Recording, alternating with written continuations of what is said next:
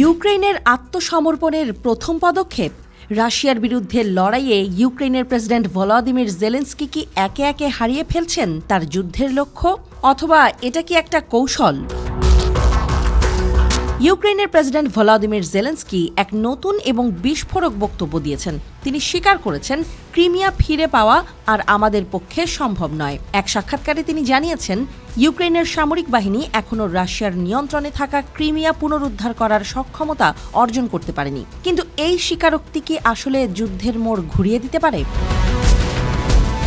রাশিয়ার সামরিক শক্তি এতটাই বিশাল যে ইউক্রেনের জন্য সশস্ত্রভাবে এই অঞ্চলটি পুনরুদ্ধার করা আর সহজ মনে হচ্ছে না। রাশিয়া 2014 সালে ক্রিমিয়া দখল করে এবং সেই সময় থেকে ক্রিমিয়া রাশিয়ার সঙ্গে একীভূত হয়েছে। একাধিকবার রাশিয়া ঘোষণা করেছে তারা কখনোই ক্রিমিয়া ছাড়বে না। তবে বিশেষজ্ঞরা মনে করছেন, জেলেনস্কির এই বক্তব্য রাশিয়ার বিরুদ্ধে তার যুদ্ধের পরিকল্পনারই একটা অংশ হতে পারে। তবে যদি ইউক্রেন সত্যিই ক্রিমিয়া পুনরুদ্ধার করতে না পারে, তাহলে কি হবে?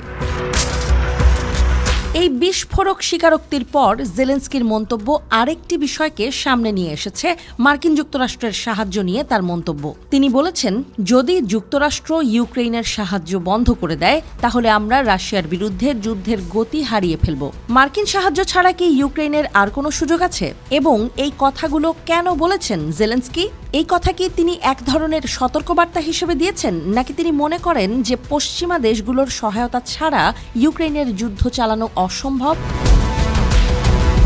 রাশিয়া ক্রমাগত শক্তিশালী হয়ে উঠছে। তাদের সামরিক বাহিনী, পরমাণু শক্তি এবং পরমাণু অস্ত্রের ব্যবহার সম্ভাবনার কথা বারবার শোনা যাচ্ছে।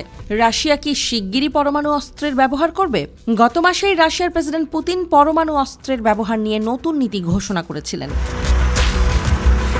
ক্রিমিয়া হারানো কি ইউক্রেনের জন্য এক ধরনের আত্মসমর্পণ হবে?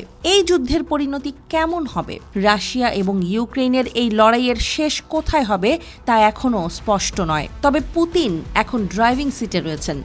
যুদ্ধের নিয়ন্ত্রণ নিতে শুরু করেছে তার বাহিনী। উত্তর কোরিয়ার সেনারা আগে থেকেই পাশে ছিল, সাথে যোগ হয়েছে উত্তর কোরিয়ার অস্ত্র।